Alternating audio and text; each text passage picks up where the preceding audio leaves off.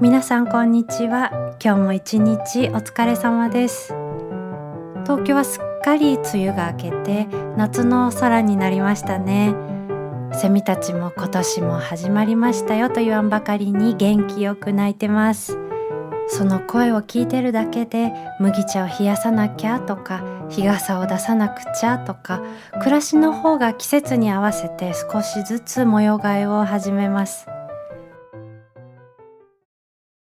さて、スーパーインドア派の私なんですけれども、今回は珍しく電車を乗り継いで東京の端からやってきました。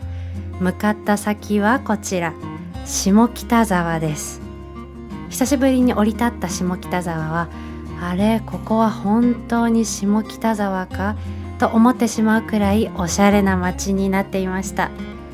街も人と同じで少しずつ年を重ねながら表情を変えていくんですかね。今回は毎月お茶をしてくれる大切な友人が素敵なお店を見つけてくれました。駅のすぐ近くにある202カリー堂です。スープカレー発祥の地とも言われる北海道出身のオーナーさんが手掛けるお店だそうで、辛さもゼロから選べるので辛いものが苦手な方でも安心です。私はチキンとトマトのスープカレーをお願いしました。運ばれてきた瞬間、スパイスの香りがふわっと立ち上ってきて食欲をそそられます。スープはさらっとしてるのに味わいは驚くほど奥深くて、トマトの酸味とチキンの旨味が夏の暑さを忘れさせてくれるようなそんな味です。気づけば夢中になってスプーンを動かしてました。平日でも満席なのがよくわかりました。とっても美味しかった。そして街を歩いていると変わったものばかりではありませんでした。昔からあるお店がちゃんとそこで時間を重ねていました。その一つがこちら、アンティークライフジン。お店の佇まいはあの頃とほとんど変わらなくて、看板を見た瞬間、まだいてくれたんだと、そんな気持ちになりました。店内にはアンティーク雑貨やハンドメイドのアクセサリーが静かに並んでいます。古いものには新しいものにはない時間が宿ってますよね。誰かの暮らしを何十年も見守ってきた器とか小物たち、その続きをまた誰かが受け継いでいく。そう思うと一つ一つが少し愛おしく見えてきます。しかもこのお店、驚くのはお値段なんです。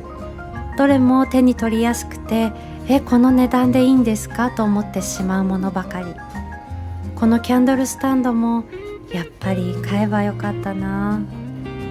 動画を編集しながら少し後悔しています。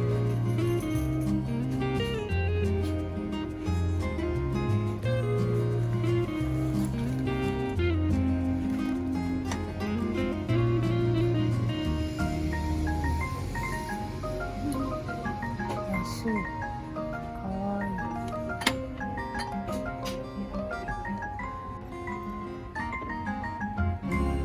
なんだろう、商品画っぽい。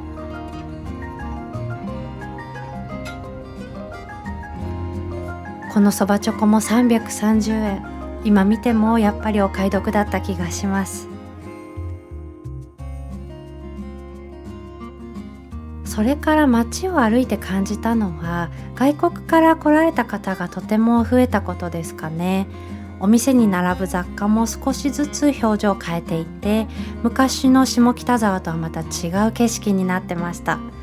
街は変わっていくけれど、歩いていると時々昔の記憶がふっと顔を出します。懐かしさは街に残っているものではなく、歩いている自分の中にしっかり住んでました。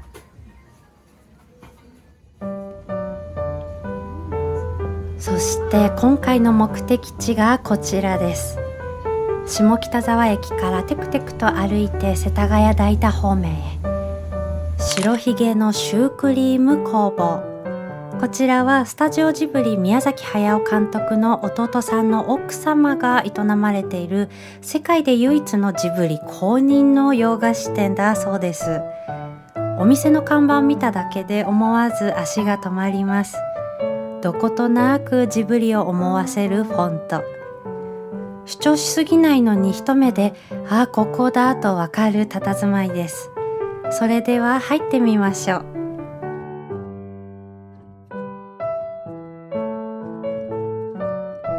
早速ジジがお出迎え。左手には小さなお菓子屋さんがあります。甘い香りがふわっと流れてきて、自然と歩く速度もゆっくりになります。2階がカフェになっているので、くるりと回るこの螺旋階段を登っていきます。なんだかこの時間まで物語の続きを歩いているようでした。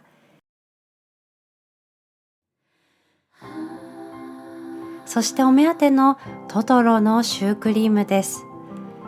さあ、どこから食べましょうか。耳でしょうか、それともおでこでしょうか。しばらく眺めて悩みましたが、結局耳からしっかりいただきました。見た目は可愛いのに中のクリームは本格的で、甘さもどこか優しくて、気づけばあっという間になくなってます。そしてその日のもう一つのごちそうは、毎月会う友人とのおしゃべりです。最近あった出来事とか、これからのこととか。シュークリームを食べる時間と同じくらい、その何気ない会話がとても幸せです。店内は混んでいて撮影ができなかったんですけど、外観もお部屋の空気もどこか時間の流れがゆっくりなんです。大きくジブリですと語るのではなくて、静かに物語の中へ入っていくような、そんな場所でした。ジブリが好きな方ならきっと何度でも訪れたくなるお店だと思います。以上、下北レポートでした。ここで今日の一曲をお届けします。以前、宮崎駿さんか鈴木プロデューサーが、風そのものは書けない、葉っぱの揺れや雲の流れで風を書くとどこかで言っていた、その言葉がずっと心に残っています。確かに風は目に見えませんよね。でも木がざわめいたり、洗濯物がふわっと揺れたり、鳥が羽を預けるように空を舞ってたり、私たちは風が触れたものを見て風を感じてるんですよね。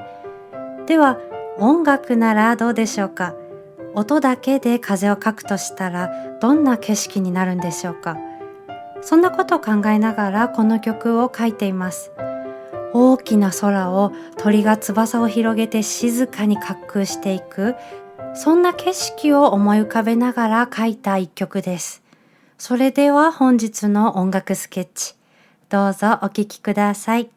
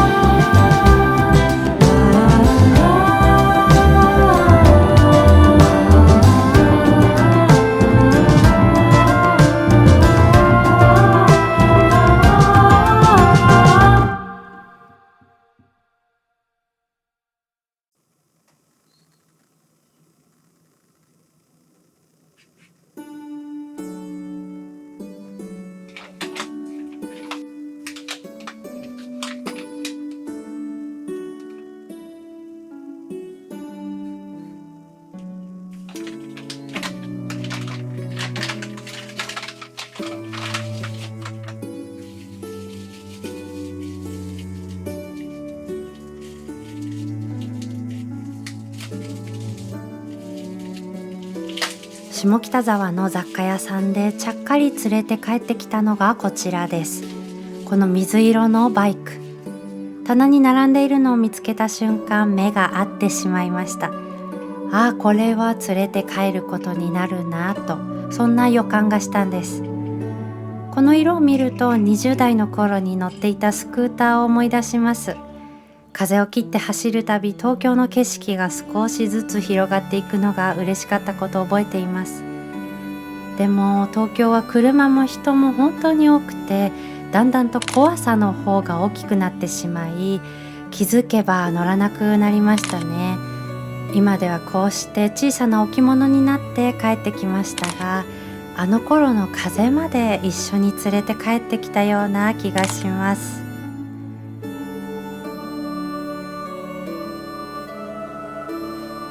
さて、今回は下北沢巡りをお届けしました。